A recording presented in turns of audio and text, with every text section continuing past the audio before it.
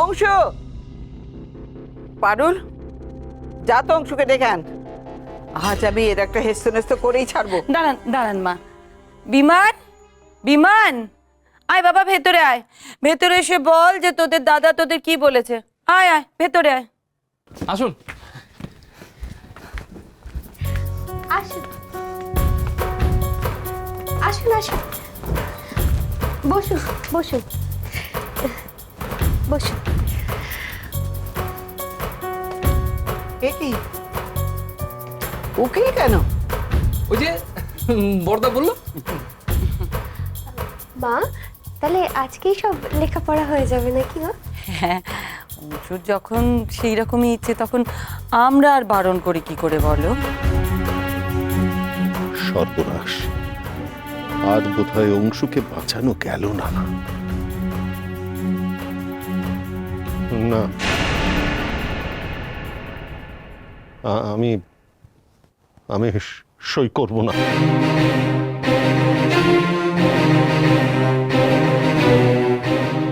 কিছুতেই সই করব না।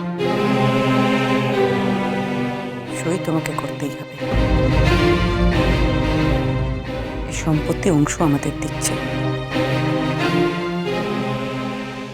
অংশই বাধ্য করবে তোমাকে সই করতে। আমি সেটা দেখব।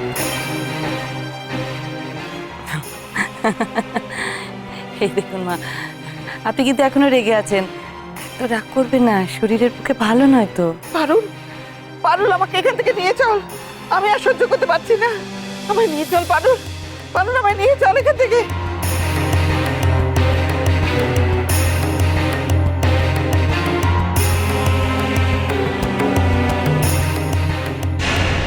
তুমি কেন কিছু বলছো না? বাবা, ওই মেয়েটার এত বড় সর্বনাশ হয়ে যাচ্ছে দেখে তুমি কেন কিছু বলছো না? কেন?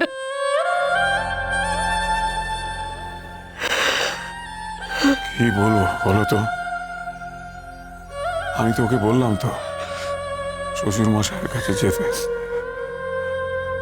রানীমাও রয়েছেন,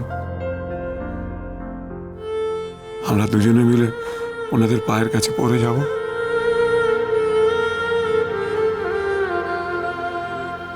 গিয়ে বলবো যদি যদি আলোমা যদি কোনো অন্যায় করে থাকে ওকে ক্ষমা করে দিতে।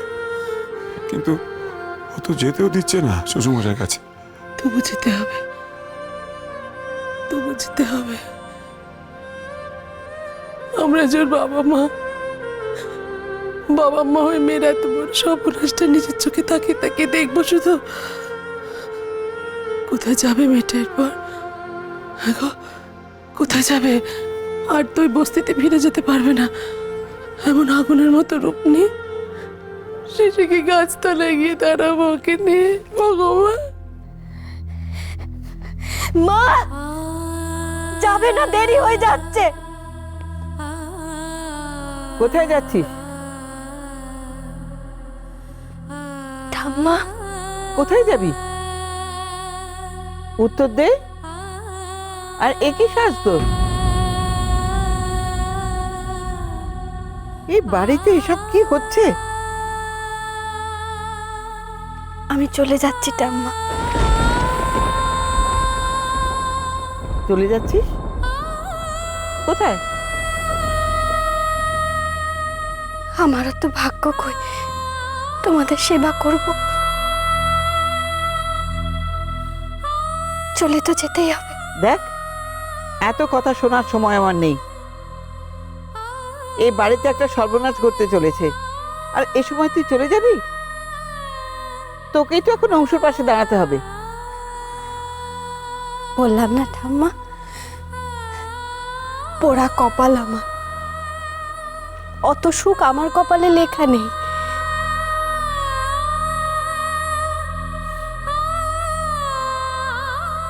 আশীর্বাদ করো আমি যেন শীতে সিঁদুরটুকু নিয়ে মরতে পারি। দাঁড়া। অংশু কিছু বলেছে?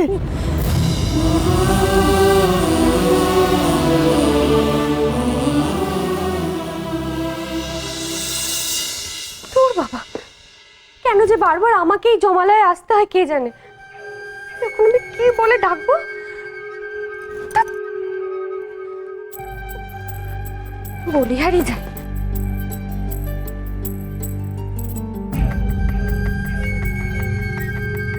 ও বাবা, এ তো দরজাটাই বন্ধ। কি যে করি এখন? উকিল বাবু এদিকে বসে আছে,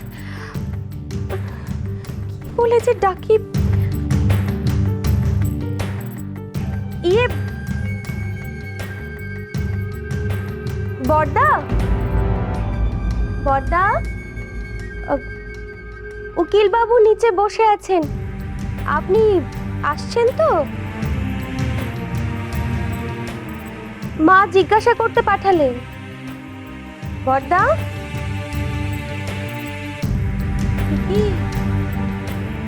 এতে কোনো সারা শব্দই নেই? মত পাল্টালো না তো আবার?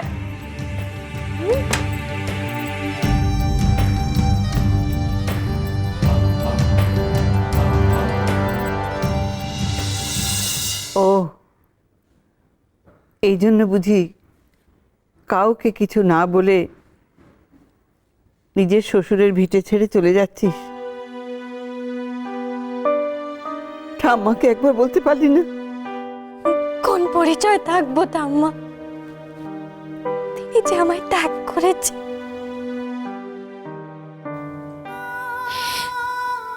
মুক্তি চান আমার থেকে, মুক্তি। মুক্তি? কিসের মুক্তি? তুই আজও তোর স্বামীকে চিনলি না? ও তো নিজেই মরমে মরে আছে, মুখে কিচ্ছু বলতে পারে না ছেলেটা। তুই জানিস এ বাড়িতে কি সর্বনাশ ঘটতে চলেছে? অংশুর ছোট মা সমস্ত সম্পত্তি নিজেদের নামে লিখে নিতে চাইছে। সমুর অসুখের সময় অংশু বলেছিল বাবা সুস্থ হয়ে গেলে ও সমস্ত সম্পত্তি ফিরিয়ে দেবে। এখন মৌকা পেয়ে ওরা সবকিছু লিখিয়ে নিতে চাইছে। অংশুর যে বড় বিপদ রে আলো। ওর নিজের মাথায় ছাদ নেই, ও তোকে কোথায় রাখবে? তাই এসব বলেছে। না না না ঠাম্মা, তাই নয়। উনি তো আমাকে ওনার পায়ে কোনোদিন ঠাঁই দেননি। ওটা আমি ওনাকে কত কষ্ট দিয়েছি, কত কত কষ্ট দিয়েছি। আলো, এখন এসব কথা ভাবার সময় নেই। চল আমার সঙ্গে চল। অংশুকে একমাত্র তুই রক্ষা করতে পারিস। ওরে, সতীসাধ্যের ধর্মই তো তাই। স্বামীর বিপদে স্ত্রী পাশে না দাঁড়ালে কে দাঁড়াবে? উনি তো আমার স্ত্রী বলে মানেন না।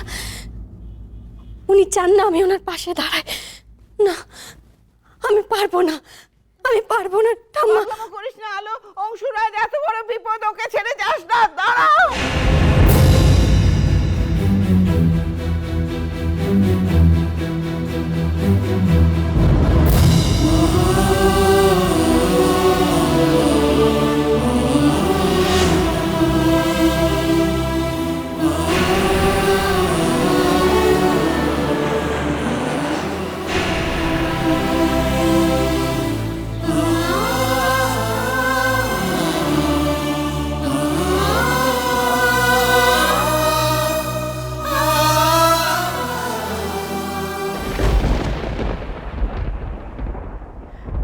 ওরে, স্বামী যত কষ্টই দিক, তার বিপদে কি স্ত্রী ছেড়ে যেতে পারে? আয়, উঠে আয়, তোকে আরো বড় পরীক্ষা দিতে হবে।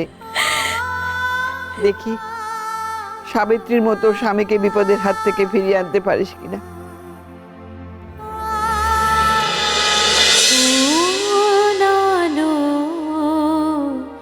লাগলো চোখে